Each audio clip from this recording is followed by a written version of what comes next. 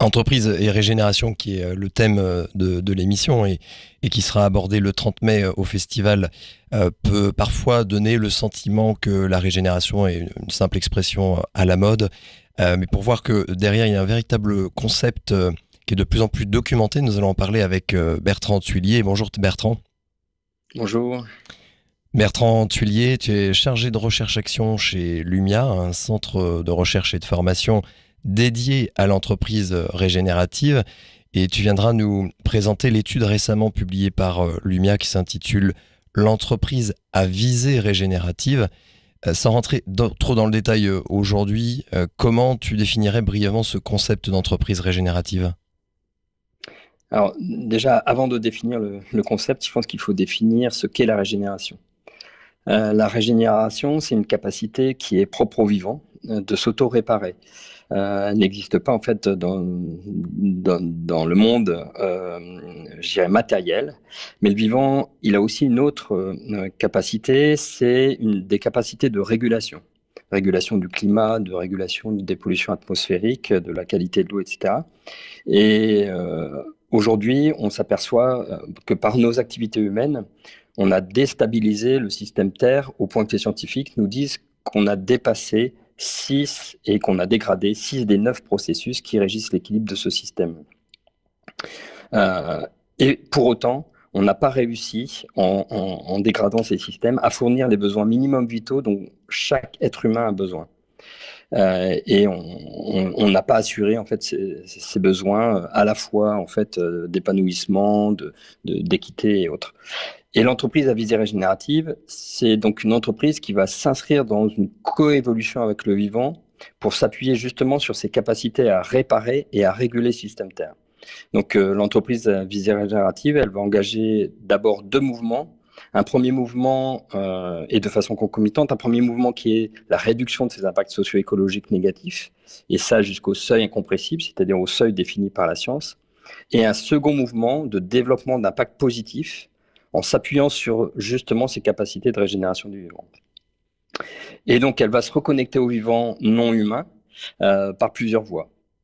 Ça peut être par le sourcing, par exemple, ça peut être aussi en remplaçant des processus physico-chimiques par des processus biologiques.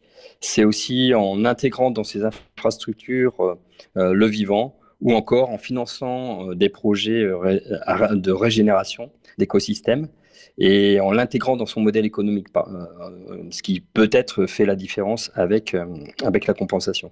Et sans rentrer dans les détails, c'est aussi une entreprise qui va répondre à plusieurs principes. Et il y a un principe qui nous est cher, c'est la création de valeur étendue, c'est-à-dire de créer de la valeur au-delà de la valeur monétaire et simplement capitalistique. Ça peut être aussi de s'appuyer sur les services écosystémiques, c'est-à-dire les services qui sont rendus par la nature, par exemple pour stocker du carbone, séquestrer du carbone. C'est aussi une entreprise qui va chercher un équilibre entre la performance et la robustesse. Et donc, pour cela, elle va aussi s'appuyer sur des relations vivifiantes. Et puis, si je terminerai peut-être par là, c'est une entreprise qui va créer les conditions pour que le vivant, en fait, non humain et humain, puisse exprimer son plein potentiel. Et là, par exemple, c'est de donner les moyens à ses collaborateurs d'exprimer leurs talents. Et donc, cette entreprise à visée régénérative, pour qu'elle advienne, nous sommes convaincus qu'on ne peut pas le faire à isomodèle économique. Et donc, on doit sortir de la logique volumique, on doit sortir de la croissance économique et on doit être en capacité de s'auto-limiter.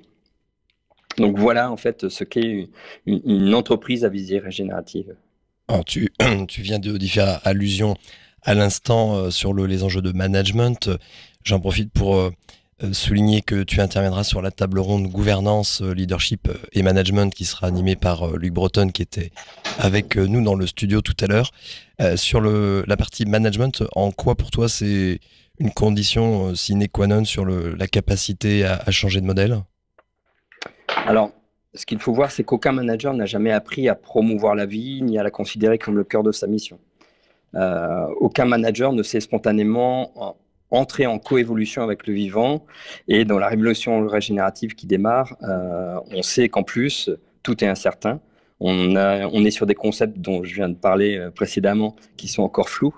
Et aujourd'hui, ça n'est pas la norme. Donc, on a besoin en fait de leaders, de managers qui sont des leaders capables de rêver demain, de communiquer leurs rêves. On a besoin de leaders qui vont incarner ce paradigme et qui vont être modélisants pour leurs équipes. Donc, qui doivent l'incarner réellement en fait au fond d'eux, donc qui doivent faire renaître la vie qui est en eux. Des leaders capables de communiquer aussi en fait à la fois le pourquoi, donc de donner du sens, et puis d'éclairer le comment. Donc, ça remet en question en fait ce management et ce leadership. Et donc nous on parle de leadership régénératif et c'est celui qui décide, qui agit, qui inspire parce qu'il est déjà en train de faire devenir ce paradigme. Et c'est celui qui favorise la vie en lui, autour de lui, au sein des systèmes vivants avec lesquels il interagit. Ça, c'est la définition que nous, on donne chez Lumia de ce leadership, de ce leader régénératif. Merci beaucoup Bertrand Thuillier. On signale également que l'étude de Lumia est disponible sur votre site internet en libre téléchargement pour se préparer à l'atelier du 30 mai. Merci Bertrand. Merci, au revoir.